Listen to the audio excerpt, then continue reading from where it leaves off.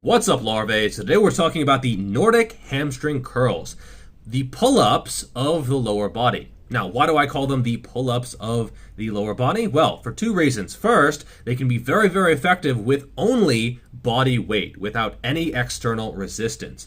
And number two, they work the biceps.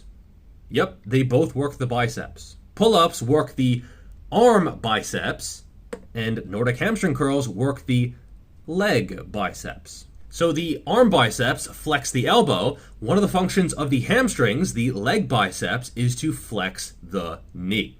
And Nordic hamstring curls are one of the best hamstring developers.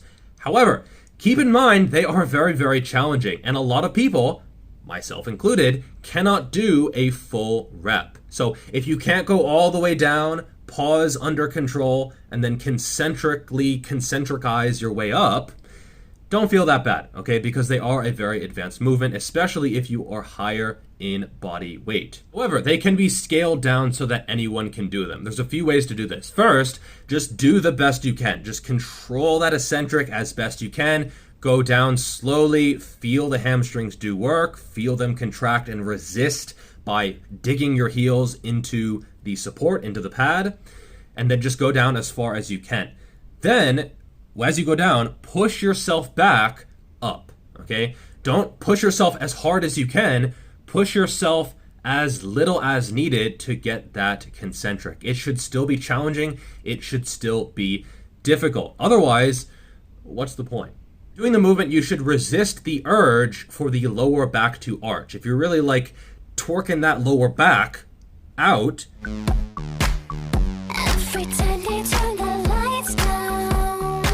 you're taking tension away from the hamstrings, okay? You're trying to like pre-stretch the hamstrings and put tension to the lower back in order to make the movement easier.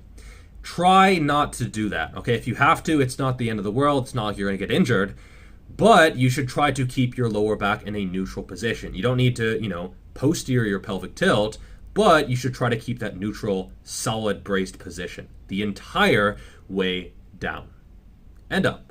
Now, there are two ways to scale these down to where basically anyone can do these. The first is when you just stay in the top position and you flex your feet using the hamstrings against the support. So you're not even going all the way down, you're just isometrically contracting your hamstrings, and that can be a good way to build up to where you can actually control the way down. You can just go down as far as you can, maybe even just a few degrees, and make sure you're actually flexing your hamstrings. Another thing you can do is go down all the way into that bottom position, support yourself with your arms in that push-up position, and flex your feet against the support. This will still get you a lot of juicy hamstring activation. One is more the flex position, the other is the more extended position, but they're both working the hamstrings. This is a really great movement. Now, it doesn't require any equipment, which is a huge draw, especially if you're training at home. You just need somewhere to hook those feet under and something to put under your knees so that you don't smash them up. Another benefit is that, I forgot what I was going to say. You can also work around an injury. If you have a lower back issue, a hip issue, maybe Romanian deadlifts or good mornings or something like that, some kind of hinging movement is not going to be a great idea, because those movements typically do use the lower back and do place stress on the hips because they are extending the hips. Whereas this movement doesn't really place a lot of stress on the lower back or the glutes or the hips at all. It is not quite isolation, but it is emphasizing the hamstrings to a much greater degree proportionally.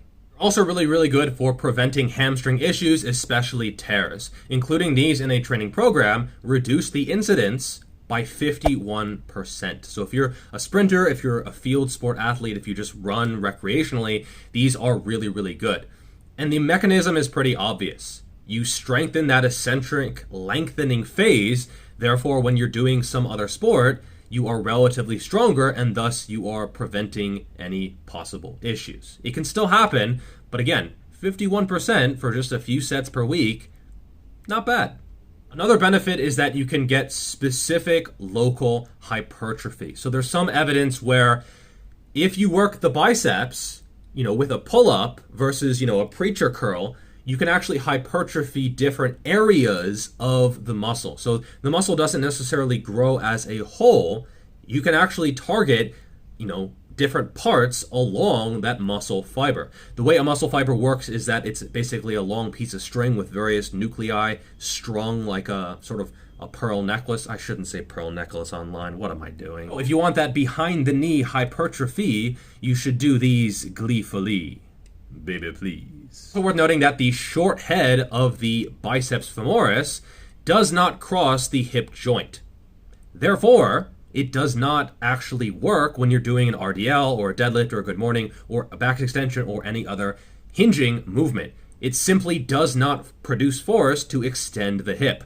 Thus, if you only do hinging movements and don't ever do any curls, you simply will not target this muscle at all because it's just not doing anything with those movements. However, it's kind of a minor point because if you look at this diagram here, the short head is a lot smaller than the long head. Always go for the long head when given the choice. Plus, some people are just missing the short head. It's just not there. It just doesn't exist. It's not a thing. It's MIA. You were just born without it. And when you hear like 600 muscles in the human body, maybe not for you, bro. Finally, it's also worth noting that these do train the calves. The gastroc does cross the knee joint, and therefore it is very, very involved in knee flexion. This is especially true if you are dorsiflexing your ankle. So if you're bringing your toes towards your knee, you're sort of lifting your toes up, it's going to be even more active in that knee flexion. If you point your toes, that'll be less involved. So if you want a little bit of calf gains, you can sort of dorsiflex your ankle as you're doing these, and these are actually a really, really good calf exercise, as well as a great hamstring movement. Therefore, they might be worth including in your training. So give these a shot in your program. They are very, very difficult, very, very challenging. So be prepared to be humbled. There are lots of people who can deadlift and squat shit tons of weight, but can't do these at all. So, definitely include them in your program if you can. Build up slowly, use those progressions that I mentioned, and enjoy your sore hamstrings. All right, that's all for this video. Like, subscribe, slap around that notification button. Really, really show it a good time, It's into some weird shit, so don't be afraid to Okay, bye. Peace.